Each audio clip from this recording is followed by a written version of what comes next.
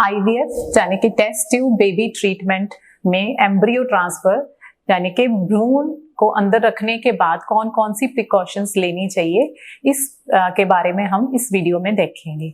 Hi, I am doctor Rajni and I am infertility specialist and gynaecologist in Nitin hospital Patiala.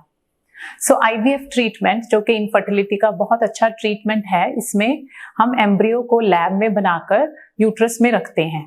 तो इसके बाद 2 weeks के बाद हम प्रेगनेंसी टेस्ट करते हैं।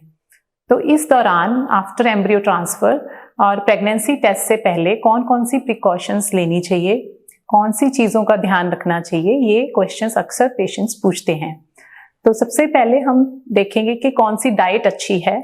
तो इसमें यह है कि हमें high fibre diet which is rich in vegetables and fruits और छिलके वाली चीज़ों को खाना चाहिए।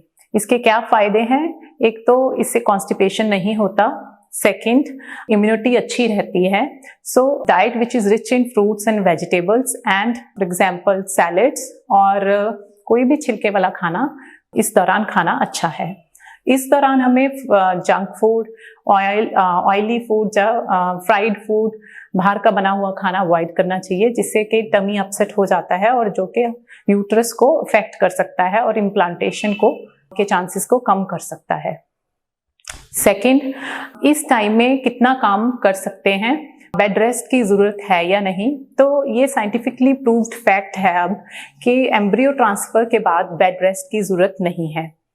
ऑन कंट्रेरी, अगर पेशेंट एम्ब्रियो ट्रांसफ़र के बाद अपना नॉर्मल काम करता है, घर में नॉर्मल मोबाइल रहता है, तो उससे प्रेगनेंसी होने के चांसेस ज़्यादा हैं। सो बेड रेस्ट की कोई ज़रूरत नहीं होती। Secondly, travelling.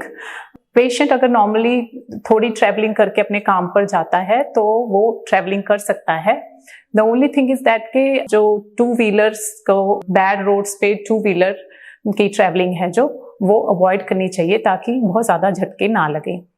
तीसरा, वाटर इनटेक जो है कि पानी ज़्यादा पीना चाहिए, ताकि पानी ज़्यादा पीने से 2 फायदे होते हैं। एक तो इन्फेक्शंस, यूरिन इन्फेक्शंस कम होते हैं, सेकेंडली कॉन्स्टिपेशन कम होती है। सो वाटर इनटेक है जो सफिशिएंट होना चाहिए। और क्वेश्चंस में कि इस दौरान जो और इम्पॉर्टेंट बात है वो ये है कि अपनी मेडिकेशंस, जो कि मोस्ट इम्पॉर्टेंट पार्ट है आईवीएफ का, प्रोजेस्टेरोन्स एंड अदर हार्मोन्स की मेडिकेशंस है, वो बहुत ध्यान से लेनी चाहिए।